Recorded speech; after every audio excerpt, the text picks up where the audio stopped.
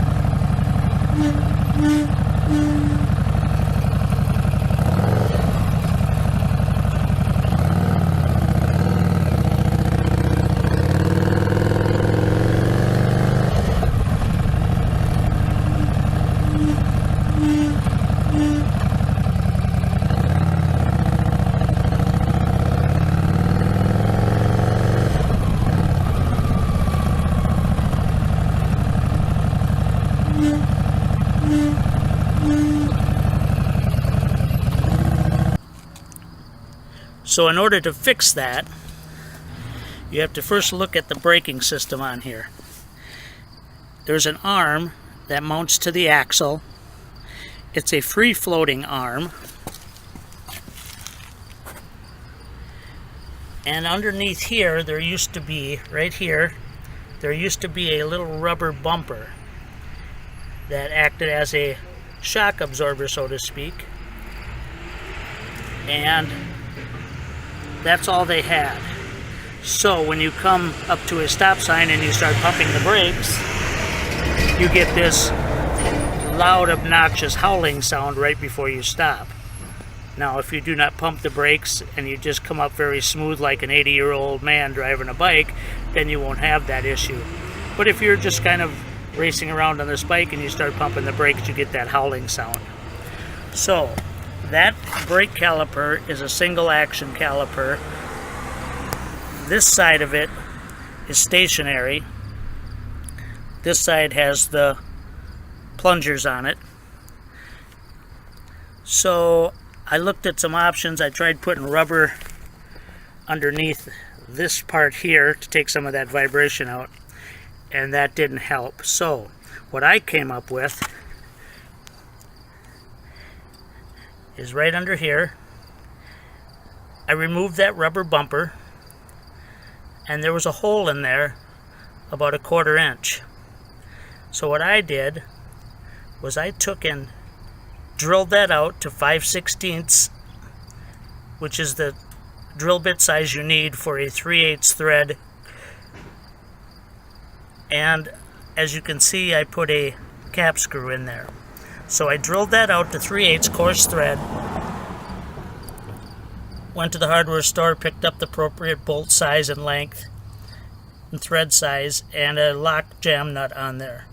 So now what happens is that cap screw pushes up against the frame, applies pressure to the top up here, which kind of uniformly makes this all one piece now, solid.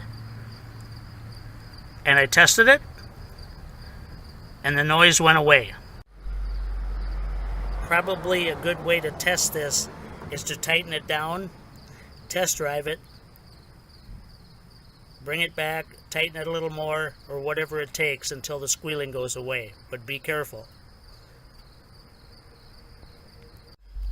I should also tell you, when you're adjusting this and tightening it down, be very careful not to over tighten that cap screw.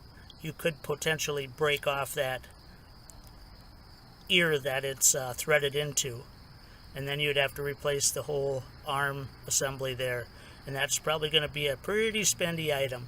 So I just wanted to add in that comment there.